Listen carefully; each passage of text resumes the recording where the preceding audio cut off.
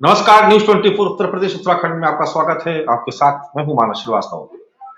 बिहार की तरह ही उत्तर प्रदेश में भी भारतीय जनता पार्टी की तरफ से एक नया खेल शुरू हो गया है।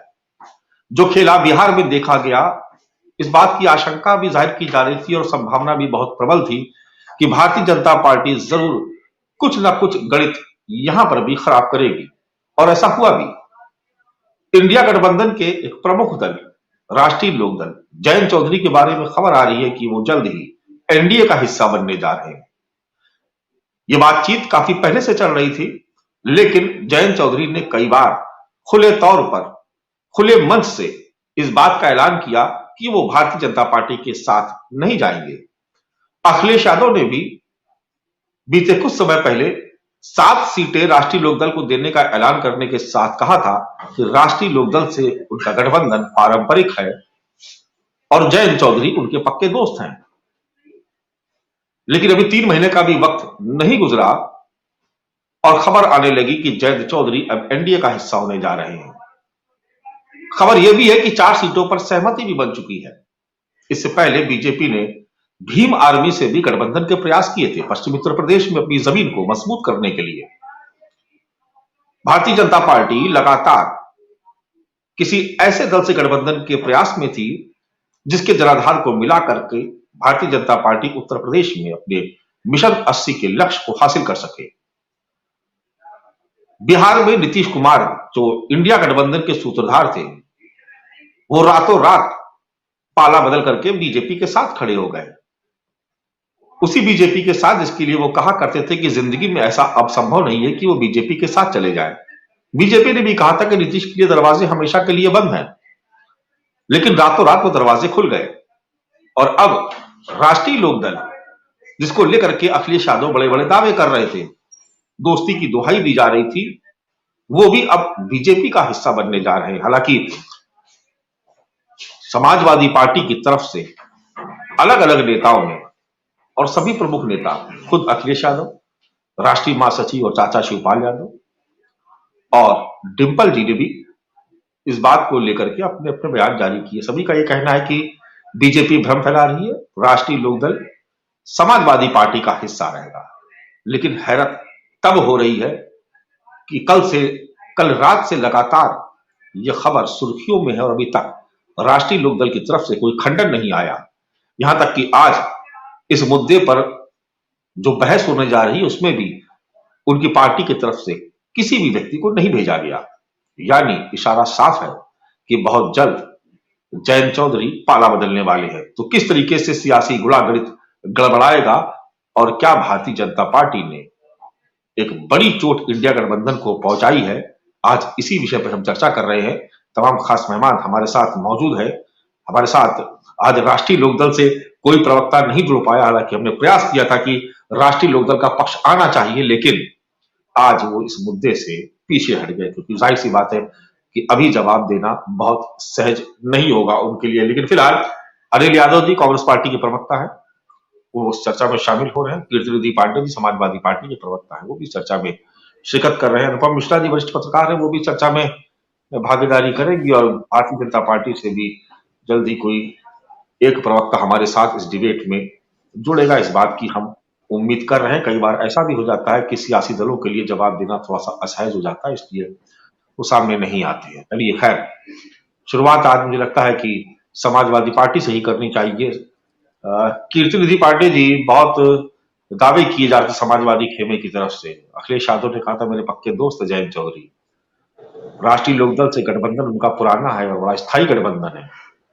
लेकिन देखिए भारतीय जनता पार्टी ने कैसा खेल किया कि बिहार के घटनाक्रम को अभी 10 दिन भी नहीं गुजरे और उत्तर प्रदेश में भी बड़ा खेल होने की तैयारी।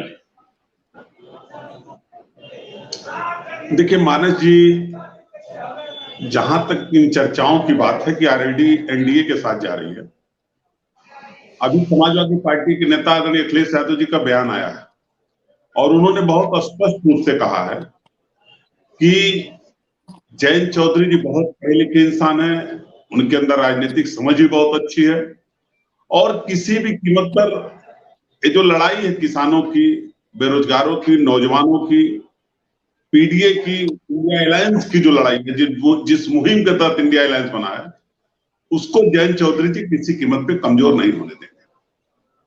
अब सवाल ये उठता है कि जो लोग दम भर रहे थे, एक अकेला सब पर भारी, उसको जरूरत पड़ी तो 38 दलों को इकट्ठा करके दिखाना पड़ा कि हम 38 दल एक साथ हैं। उसके बाद भी जीत के प्रति आश्वस्त नहीं है, उनको पता है सरकार जा रही है, इंडिया अलायंस आ रहा है, तो तमाम राज्यों में कहीं ईडी, कहीं सीबीआई, कहीं इनकम टैक्स के छापे पड़ रहे हैं, दलों को तोड़ा जा रहा है, अपने साथ दलों को जोड़ा जा रहा है। उस क्रम में देखिए बिहार में भी हुआ, और मैं पूरे दावे से कह रहा हूं, उत्तर प्रदेश हो चाहे बिहार, जिस अलायंस पार्टनर को तोड़ लें बीजेपी के लोग, अपने साथ शामिल करा लें, लेकिन जो मुहिम है, लड़ाई मुहिम से होगी, मुद्दों पे लड़ाई होगी। और जो लोग किसान का भला चाहते हैं, बेरोजगार का भला चाहते हैं, नौजवान का भला चाहते हैं, व्यापारी की भला चाहते हैं, छोटे व्यापारियों का भला चाहते हैं, विद्यार्थियों का भला चाहते हैं, जो बेहतर शिक्षा और स्वास्थ्य चाहते हैं, वो सब के सब इंडिया अलायंस के साथ खड़े हैं और खड़े रहेंगे, और इस लड़ाई को पूरी तरह मजबूत करेंगे। और हमें पूरा भरोसा है जैन जी हम लोगों के साथ रहेंगे और इंडिया अलायंस की इस मुहिम को मजबूत करेंगे। चलिए, इस चर्चा को हम आगे बढ़ाएं। समाजवादी पार्टी की तरफ से भी और कांग्रेस की तरफ से भी, अलग अलग सियासी दलों की तरफ से रिएक्शन आ रहे हैं, एक बार उनको सुन लेते हैं, उसके बाद इस चर्चा को आगे बढ़ाते हैं। अनिल यादव जी के पास भी चलेंगे। इस तरह से जानते हैं, वो सेकुलर लोग हैं, और ये देखिए भारतीय जनता पार्टी के द्वारा मीडिया के माध्यम से भ्रमित किया जा रहा है, तो वो कहीं नहीं जा रहे, वो मजबूती के साथ इंडिया गठबंधन में रहेंगे और भारतीय जनता पार्टी को हराने का काम करेंगे। ये अफवाहें चल रही हैं, और जो आरएलडी पार्टी है उन्होंने हमेशा से किसानों का साथ दिया है और किसानों की आवाज बुलंद करी है संसद के माध्यम से और संसद के बाहर भी। और जिस तरह हम जानते हैं कि चौधरी चरण सिंह जी की पार्टी रही है और जिसने हमेशा समर्थन किया किसानों का, तो मैं नहीं समझती जयंत चौधरी जी ऐसा कोई कदम उठाएंगे, जो खुद भी एक राज्यसभा मेंबर हैं। मैं समझता हूं जयंत जी बहुत बेहद समझदार गंभीर नेता हैं, और ना ही जयंत जी ना ही उनके कार्यकर्ता मथुरा की वो लाठीचार्ज भूले होंगे, जिसमें जयंत जी भी और उनके पार्टी के कार्यकर्ताओं पे लाठीचार्ज हुआ था। वो किसान आंदोलन कैसे भूल जाएंगे, जहां उनके क्षेत्र के लोग लगातार महीनों बैठे रहे थे। वो पहलवानों का आंदोलन कैसे भूल जाएंगे, जहां बेटियों के न्याय की लड़ाई की बात हो रही थी। तो मुझे लगता है ये भारतीय जनता पार्टी के लोग लगातार अफवाह फैलाते रहे, लेकिन जयंत जी इंडिया गठबंधन को कल भी मजबूत कर रहे थे, आज भी मजबूत कर रहे हैं और आगे भी मजबूत करेंगे। अनिल यादव जी, लेकिन राष्ट्रीय लोकदल ने अभी तक जरूरत नहीं समझी कि वो आके इसका खंडन करे। इससे पहले भी जब कभी चर्चाएं हुई, हालांकि तब इस स्तर पर भी नहीं थी, लेकिन तुरंत कोई ना कोई बयान देने आ जाता था। बड़ी हैरत की बात है कि कल से लेकर के आज तक तमाम अखबार, तमाम मीडिया चैनल्स, मीडिया के जितने भी दूसरे प्लेटफॉर्म हैं, उन सब पे खबर बहुत तेजी से चल रही है, लेकिन एक भी शख्स अभी तक ये कहने नहीं आया कि नहीं, ये खबर गलत है, हम बीजेपी के साथ नहीं जा रहे, हम इंडिया गठबंधन का हिस्सा हैं। तो क्या ये ना माना जाए कि पर्दे के पीछे जयंत चौधरी बीजेपी के साथ मिलकर काम करके बहुत बड़ा खेल खेल रहे हैं? देखिए मानव जी, मैं समझता हूं कि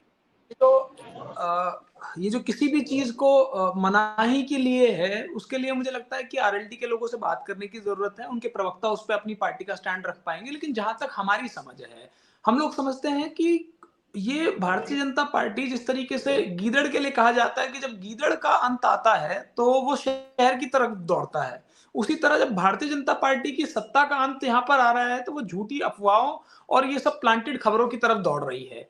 और इसका साफ साफ वो कारण ये है कि मुझे ये बताइए, क्योंकि जैसा कि मैंने पहले भी कहा कि जैन जी जो है गंभीर व्यक्ति हैं, और उनके कार्यकर्ताओं ने उन्होंने साथ साथ मिलकर लाठियां खाई है। बीजेपी की पुलिस ने इनको मथुरा में लाठीचार्ज करवा दिया। आप मुझे बताइए कि यदि जैन जी ऐसा कोई कदम उठाएंगे तो अपने कार्यकर्ताओं को क्या जवाब देंगे?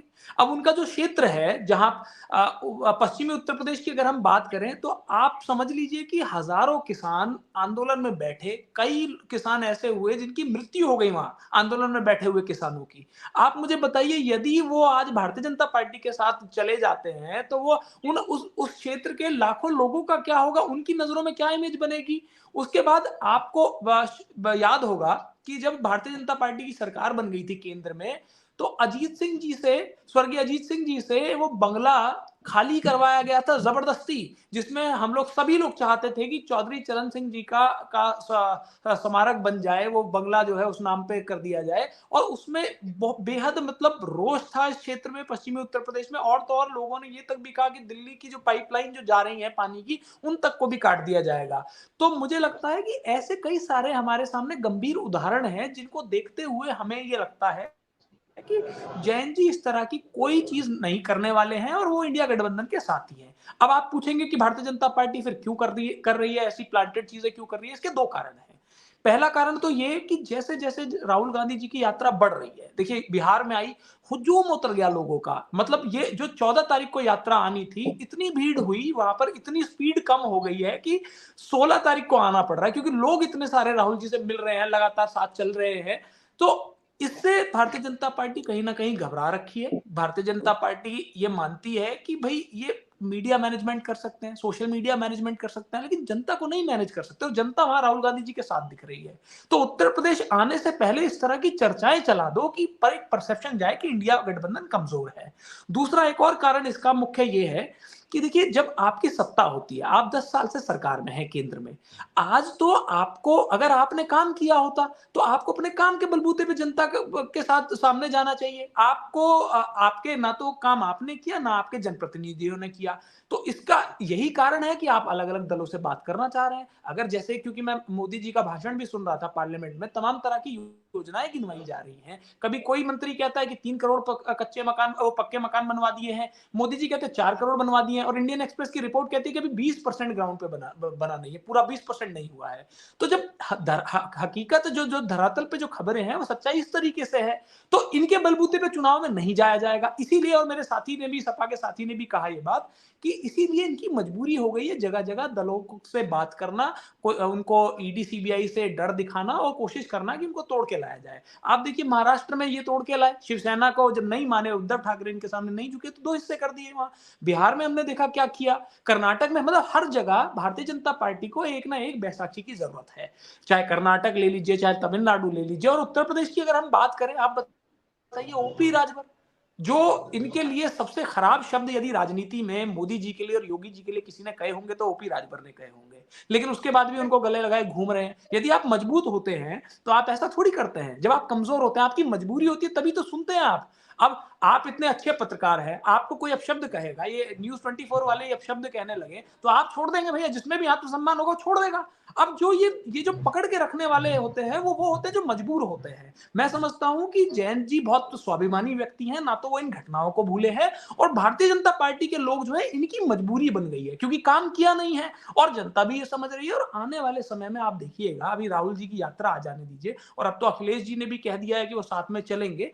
जैसे जैसे उस यात्रा का एक एक कदम आगे बढ़ेगा, ऐसे वैसे भारतीय जनता पार्टी की एक एक सीटें कम होती चली जाएंगी उत्तर प्रदेश में। चलिए अनुपम जी के पास चलते हैं। अनुपम जी, कल 2 खबरें बिल्कुल 1 घंटे के अंतराल पर आई। पहली खबर आई कि राहुल गांधी का निमंत्रण अखिलेश यादव ने स्वीकार कर लिया, हालांकि उन्होंने अमेठी रायबरेली तक अपने को सीमित रखा। और उसके थोड़ी देर बाद ही दूसरी खबर आई कि जयंत चौधरी भारतीय जनता पार्टी का हिस्सा बनने जा रहे हैं, एनडीए का हिस्सा बनने जा रहे हैं, सहयोगी पार्टी के तौर पर बीजेपी के साथ जा रहे हैं। दोनों खबरों के बीच में मुश्किल आधे घंटे का अंतर था। तो ये एक कोइंसिडेंस है, एक इत्तेफाक है, या किसी रणनीति का हिस्सा? क्या समझ में आता है आपको? हाँ देखिए मानस जी, रणनीति है नहीं है, ये सब इस बात पे डिपेंड करेगा कि जयंत चौधरी वास्तव में भाजपा के साथ जाते हैं या नहीं जाते हैं। और अभी जो बातें हो रही थी कि जयंत चौधरी किस मुंह से भाजपा के साथ जाएंगे, तो मैं मानता हूं कि अगर भारतीय जनता पार्टी महबूबा मुफ्ती के साथ जा सकती है, अगर भारतीय जनता पार्टी नीतीश कुमार को वापस ले सकती है, अगर भारतीय जनता पार्टी, जैसा कि अभी अनिल यादव जी कह रहे थे, राजभर को वापस ले सकती है, अगर समाजवादी पार्टी और बसपा दुनिया का हर आरोप एक दूसरे पे लगाने के बाद साथ आ सकते हैं, अगर कांग्रेस, जिनको ममता अभी भी ललकार रही है कि 40 सीट ज्यादा नहीं आएगी, उनसे अपना गठबंधन बरकरार रख सकती है, अगर कांग्रेस केजरीवाल के साथ जा सकती है, वामपंथी दलों के साथ जाती है, अगर राहुल गांधी जिन्होंने अध्यादेश फाड़कर लालू यादव को जेल भिजवाया था, अगर वो लालू यादव को अपना नेता मान सकते हैं, तो फिर जयंत चौधरी भी जा सकते हैं। आप समझे ना, फिर वो जयंत दुनिया में कोई एकदम अलग मार्ग से थोड़ी ना है, वो भी इसी राजनीतिक एक घटनाक्रम का एक हिस्सा है। अब सवाल ये आता है कि अगर, मैं नहीं कहता जयंत जाएंगे, मैं बिल्कुल, मेरी कोई निजी जानकारी नहीं है। पांडे जी और यादव जी राजनीतिक दलों से जुड़े लोग हैं, ये बेहतर जानते होंगे। मैं यहाँ प्रयागराज में बैठा हूं, मुझे कोई जानकारी नहीं जयंत जा रहे हैं या नहीं जा रहे। लेकिन एक विश्लेषक के रूप में, एक पत्रकार के रूप में मुझे नजर जो आता है मानस जी, कि 2004 में और 2009 में जब कांग्रेस की वेव थी, जबकि भाजपा दोनों बार हारी, उन दोनों बार जयंत भाजपा के साथ गए और एक बार 3 सीट लाए और एक बार 5 सीट लाए 2005 में, 2009 में। ये राष्ट्रीय लोकदल का सर्वश्रेष्ठ प्रदर्शन था भाजपा के साथ, एक बार 3 सीट, एक बार 5 सीट। उसके बाद जब भाजपा की वेव आई तो वो आपको एक बार कांग्रेस के साथ खड़े 2014 में नजर आए और 2019 में महागठबंधन का हिस्सा, और दोनों ही बार उनकी सीटें 0 पे चली। तो एक बात बड़ी साफ है कि जयंत चौधरी आज तक सिर्फ एक लोकसभा चुनाव जीते हैं, वो भी भाजपा की मदद से।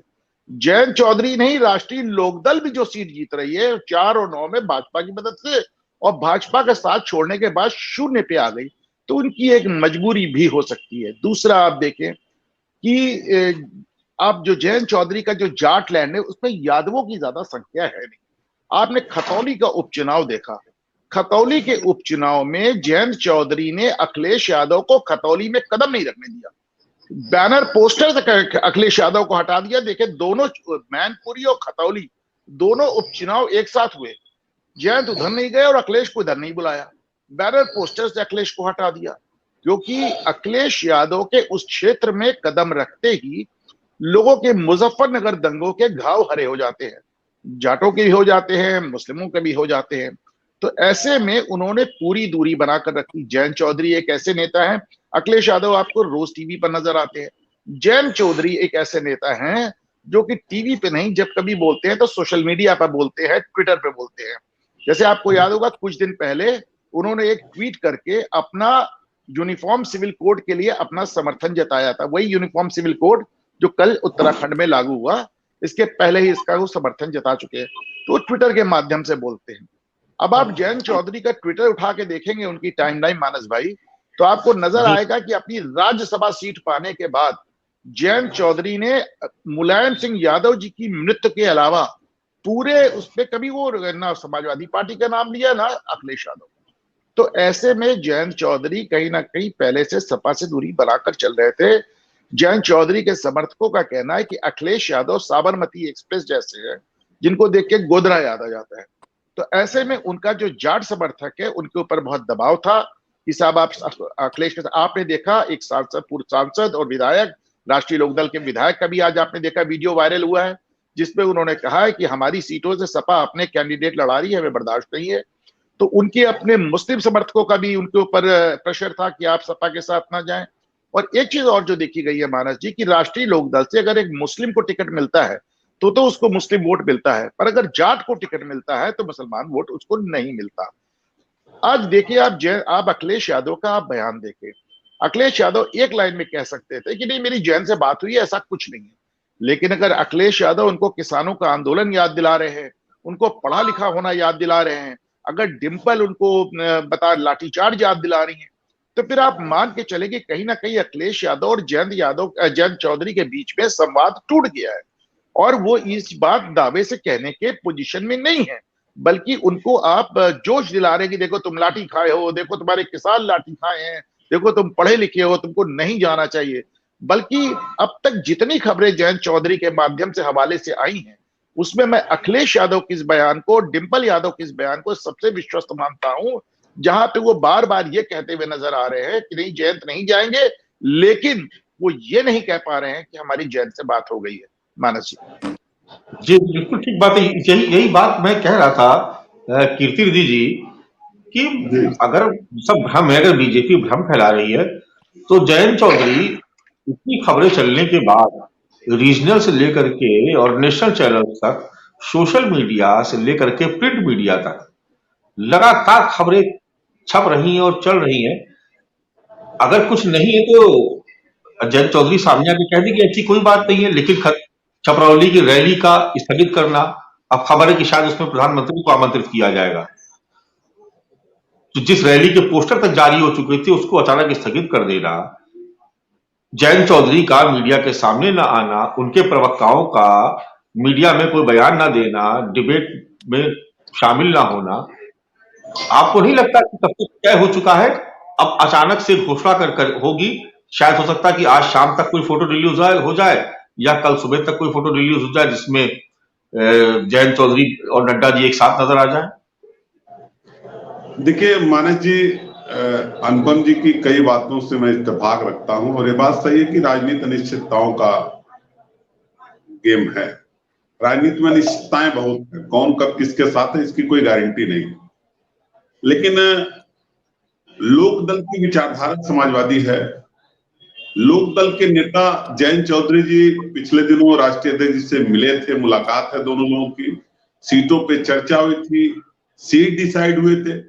तो हम इस बात को उम्मीद करते हैं कि जयंत जी हम लोगों के साथ रहेंगे। अब देखिए, लड़ाई तो जयंत जी भी लड़ रहे थे, जो लड़ाई समाजवादी पार्टी लड़ रही थी, जो लड़ाई कांग्रेस पार्टी लड़ रही, जो वही लड़ाई तो आरएलडी और जयंत चौधरी जी भी लड़ रहे हैं। किसानों की समस्या, 700 किसानों की शहादत, इस लड़ाई तो भी लड़ रहे थे। हाथरस की घटना में अगर समाजवादी पार्टी लड़ाई लड़ रही थी, कांग्रेस पार्टी लड़ाई लड़ रही थी, तो जयंत जी भी लड़ाई लड़ रहे थे।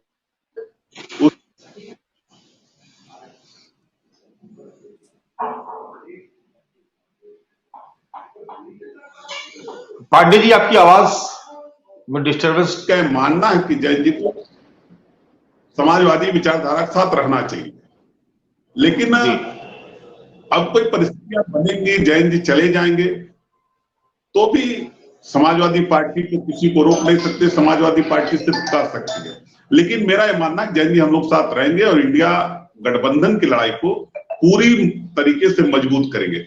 लेकिन एक बात तो तय हो गया कि जो व्यक्ति पार्लियामेंट में दम भर रहा था कि एक अकेला सब पर भारी, ये देश देख रहा कि एक अकेला नहीं, 38 दल मिलकर के इंडिया अलायंस में भारी नहीं है। आज भी इंडिया अलायंस के पार्टनर को तोड़ने का काम भारतीय जनता पार्टी लगातार कर रही है, चाहे बिहार हो, महाराष्ट्र में आपने देखा ही, आज ही शरद पवार गुट का एक फैसला आया है जिसमें सारी पार्टी अजीत पवार को सौंप दी गई, शिवसेना की पार्टी उधर पिछले दिनों शिंदे साहब को सौंप दी गई। तो इस तरीके से पूरा देश देख रहा है कि जो एक अकेला सब पर भारी होने का दम भर रहा था वो सिर्फ खोखला था, और पूरी तरीके से भारतीय जनता पार्टी ये जान चुकी है कि 2024 का इलेक्शन भारतीय जनता पार्टी हारने जा रही है। इसी तरीके से इस तरीके की अफवाहें, इस तरीके से तोड़ने और जोड़ने का काम लगातार भारतीय जनता पार्टी कर रही है। अच्छा अनिल यादव जी, जो मौजूदा हालात बने हैं, आपको लगता नहीं कि ये इंडिया गठबंधन के लिए बहुत जबरदस्त झटका, और खासतौर से तब जब ये वक्त आ गया था कि इंडिया गठबंधन के लोग उत्तर प्रदेश में एक साथ एकजुट नजर आते। अब जब अखिलेश यादव जी ने हामी भर दी राहुल गांधी जी की यात्रा के लिए, तो जयंत चौधरी जी बीजेपी के साथ जा रहे हैं। देखिए, अभी पहली बात तो मैं समझता हूं कि कोई जानकारी, कोई ऐसी पुख्ता जानकारी आरएलडी की तरफ से नहीं आई है, और ना ही किसी आपके पास भी कोई विश्वसनीय ऐसा कुछ नहीं होगा जिसमें आप ये कह सकें या ये बिल्कुल गारंटी दे सके कि ऐसा हो गया। क्योंकि जहां तक मेरी समझ है कि कोई भी राजनीति में नेता होता है, उसके लिए सबसे इंपॉर्टेंट होती है जनता। जनता जयंत जी को खासकर मुजफ्फरनगर में, शामली में, बड़ौत में, मेरठ में, मथुरा में, इन जिलों में जनता बेहद पसंद करती है जयंत जी को। और वो पसंद क्यों करती है? क्योंकि जयंत जी लगातार इस आताताई सत्ता के खिलाफ बोलते रहे हैं। उन्होंने सड़क पे लड़ने का काम किया है, मथुरा में आंदोलन करने का काम किया, जब पहुंचे वहां पर लाठियां खाने का काम किया है। तो जनता में उनकी इमेज जो है फाइटर की है। और यदि वो जाते हैं, अगर वैसे मैं जानता हूं कि ऐसा नहीं होने वाला है, तो मुझे बताइए, जो जनता उनको आज सराखों पे बिठाई हुई है, वही उस जनता में उनका परसेप्शन खराब हो जाएगा, तो वो राजनीति का क्या करेंगे? और मुझे लगता है कि जब आपकी जनता आपके साथ से जाने लगती है तो निश्चित तौर पर नुकसान होता है। दूसरी बात देखिए, क्या होता है कि जब हम में कुछ दम नहीं होता, तब हम ज्यादा बड़ी बड़ी बातें करते हैं। बड़ी बड़ी बातें अक्सर वही आदमी करता है जिसके अंदर कुछ नहीं होता। एक कहावत भी है कि वो थोथा चना बाजे घना। अब एक तरफ तो पार्लियामेंट में बातें हो रही हैं कि अब की बार 400 पार, 370 बीजेपी खुद अकेले ही जीत रही है। जब 370 बीजेपी अकेले ही जीत रही है तो क्या ये जयंत जी का करेंगे, क्या ये नीतीश जी का करेंगे, क्या ये राजभर जी का करेंगे, क्या ये अनुप्रिया पटेल जी का करेंगे, क्या ये निषाद पार्टी का करेंगे? मतलब एक उत्तर प्रदेश में जहां ये अपना सबसे ज्यादा स्ट्रांग होल्ड मानने का दावा करते हैं, पूरा 80 की 80 सीटों पर अपना दावा करते हैं, वहां पर इन्हें 5-5 6-6 गठबंधनों के साथ चलना पड़ रहा है। क्यों? क्योंकि ये जानते हैं कि धरातल पर आम जनता इसे इन्हें पसंद नहीं कर रही है। आप किसी महिला से पूछ लेंगी, वो बता देगी बृजभूषण शरण सिंह का मामला एक एक महिला को याद है। तो जब वो देखती है भारतीय जनता पार्टी के नेताओं की तरफ, तो उसे एक बृजभूषण शरण सिंह नजर आता है। उसको लगता है कि कहीं मेरे साथ कोई भारतीय जनता पार्टी का नेता है तो कोई दुष्कर्म ना हो जाए, कोई गलत काम ना हो जाए और कुछ पुलिस का होगा नहीं। और ऐसा एक उदाहरण नहीं, कुलदीप सेंगर भी इसी में से है। जब हम किसानों की बात करते हैं, किसान भारतीय जनता पार्टी की तरफ देखते हैं तो उन्हें याद आता है कि इनके एक मंत्री हैं टैनी, उनके बेटे ने किसानों के ऊपर गाड़ी चढ़ा दी थी और सरकार ने उनको पद से हटाना भी जरूरी नहीं समझा। तो जब हर तबके में आपके खिलाफ एक रोष होता है, तब आप ये जानते हैं कि वोट नहीं देंगे। मैंने जैसे कि पिछली बार भी कहा कि परसेप्शन आपके पास, उद्योगपति आपके पास है, पैसा आपके पास है, आपके पास सारा संसाधन आपके पास है, तो आप मीडिया मैनेज कर ले रहे हैं, आप सोशल मीडिया मैनेज कर ले रहे हैं, आप लोगों को प्लांट करा के खड़े होकर बुलवा रहे हैं कि भाई वो मोदी मोदी मोदी। लेकिन धरातल बिल्कुल अलग है, सच्चाई बिल्कुल उलट है इसके, और ये बात अंदर खाने वो जानते हैं। तभी वो हर छोटे से छोटे दल से भी, चाहे वो उन्हें गालियां ही क्यों ना दे, तब भी उसके साथ जाना चाहते हैं। चलिए, आप कुछ कह रहे थे अनुपम मिश्रा जी। जी मैं बस इतना ही पूछ रहा था कि, और अनिल जी से पूछ रहा था कि यदि जयंत, और मैं फिर से दोहरा दूं कि मेरी ऐसी कोई जानकारी नहीं कि जयंत चौधरी एनडीए में जा रहे हैं। आप लोग बेहतर इन्फॉर्म्ड होंगे, आप लोग पॉलिटिकल लोग हैं, आपको ज्यादा मालूम होगा। मैं सिर्फ ये पूछ रहा था कि अगर जयंत चौधरी की छवि पे धब्बा लग जाएगा एनडीए में जाकर, तो अध्यादेश फाड़ के लालू यादव को जेल भिजवाने वाले राहुल गांधी जब लालू के साथ खड़े होते हैं तो उनकी छवि का क्या होता है? जब वो ममता को भ्रष्ट कह के उनके साथ खड़े होते हैं, केजरीवाल को भ्रष्ट कह के उनके साथ खड़े होते हैं, तो उनकी अपनी छवि का क्या कहना है अनिल जी आपका? अनुपम जी, मैं आपको एक बात बताता हूँ। राजनीति में मैंने पिछली बार भी कहा कि जनता इंपॉर्टेंट है। स्टेटमेंट हो सकता है, कई बार ऐसा होता है कि स्टेटमेंट किसी भी नेता ने किसी के खिलाफ दिया, राजनीतिक समय होता है, लेकिन यहाँ जो मैं जयंत जी की बात कर रहा हूँ वो सब जनता से जुड़े मुद्दे थे। ये जो किसान आंदोलन था जहां पर सैकड़ों लोगों की मृत्यु हो गई, तो आपका अनिल जी आपका कहना है कि राहुल जी के सारे बयान सिर्फ स्टेटमेंट था, वो जनता से उनका कुछ लेना देना नहीं था? नहीं, आपने शायद समझा नहीं। मेरा कहने का मतलब ये है कि जिन मुद्दों पर जयंत जी लड़ रहे थे वहां पर लोगों ने 700 से ज्यादा लोगों की मृत्यु हुई है। मैं तो उसे कहूंगा कि वो शहीद हुए हैं किसान। तो उसमें जयंत जी की एक मुख्य भूमिका भी थी। उनको जो चाहने वाले लोग हैं, मैक्सिमम लोग उस जगह पे बैठे हुए थे। अब आप अपने चाहने वालों को नाराज थोड़ी करते हैं राजनीति में, क्योंकि सबसे एंड ऑफ द डे ये जनता जिसके साथ है वो सबसे मजबूत है, और कोई अपने हाथ से अपनी जनता को थोड़ी ना अलग करेगा। मेरा ये कहने का मतलब था। अब जैसे आपने वो दिल्ली वाला मामला देखा जहां पहलवान बेटियां बैठी हुई थी, वहां पर अपने न्याय के लिए लड़ रही थी, तो जो वहां पर उनके लिए लड़ रहे थे, जो आवाज उठा रहे थे, जो भारी रोष था, चाहे हरियाणा की बेल्ट ले लीजिए, चाहे बागपत की बेल्ट ले लीजिए, शामली की, मुजफ्फरनगर की बेल्ट ले लीजिए, इस तरफ की पूरी बेल्ट आप कवर कर लीजिए लोगों में। और मैं तो कह रहा हूं ये मुद्दा तो ऐसा है कि जिसका पूरे उत्तर प्रदेश और देश में अफेक्ट था, लेकिन क्योंकि जयंत जी ने उस समय पे उन बिटियाओं का साथ दिया तो जनता में उनकी पॉपुलैरिटी और बढ़ी। अब आज जब वो बीजेपी के साथ जाएंगे तो उससे इंपैक्ट पड़ेगा, और वो भी ये बात समझते हैं। और मैं समझता हूं अगर ऐसा होता जाने वाला तो हम तो विपक्ष में, हम थोड़ी रोक पाएंगे उनको। अगर जाने का मन होता तो चले गए होते, नहीं गए क्योंकि वो नहीं जाना है उन्हें, वो बात वो भी जानते हैं। चलिए अनिल यादव जी, इस चर्चा को ही समाप्त करना होगा, क्योंकि आज जिन पर डिबेट है, यानी राष्ट्रीय लोकदल और भारतीय जनता पार्टी, इन दोनों ने ही अपने प्रवक्ताओं को आज नहीं दिया, क्योंकि दोनों के लिए स्थिति आज सहज ना होती। मानस जी, मेरा सुबेरे से इस मुद्दे पे अलग अलग चैनलों पे ये तीसरा डिबेट है, और तीनों चैनल पे मुझको एंकर्स ने सूचित किया कि साहब हमको समय देने के बाद राष्ट्रीय लोकदल के प्रवक्ता ने अपना फोन उठाना बंद कर दिया या ऑफ कर दिया। जी, मैंने आपसे क्या कहा, हमने कहा आज जो है बीजेपी और राष्ट्रीय लोकदल दोनों ने ही गेस्ट अभी तक नहीं दिया, और मुझे लग रहा था कि शायद आज नहीं भी देंगे, क्योंकि आज दोनों के लिए कहने के लिए कुछ खास नहीं है, क्योंकि दोनों ने ही खुले मंच पर एक दूसरे को बहुत कोसा है। चलिए इस चर्चा को ही विराम देते हैं। अनिल यादव जी बहुत शुक्रिया आपका, कीर्ति जी आपका भी, अनुपम जी आपका भी बहुत शुक्रिया। थोड़ा सा इंतजार करना होगा, जल्दी तस्वीर साफ हो जाएगी, जिसका मीडिया के लोग भी बेसब्री से इंतजार कर रहे हैं। मुझे लगता है कि सियासी लोग भी इंतजार कर रहे होंगे कि आखिर जयंत चौधरी किस तरफ जाते हैं, उनका रुख, उनकी हवा का रुख किधर होता है। चलिए इस चर्चा को समाप्त करते हैं, कल फिर किसी नए विषय के साथ फिर से हाजिर होते हैं। तब तक के लिए इजाजत दीजिए, नमस्कार।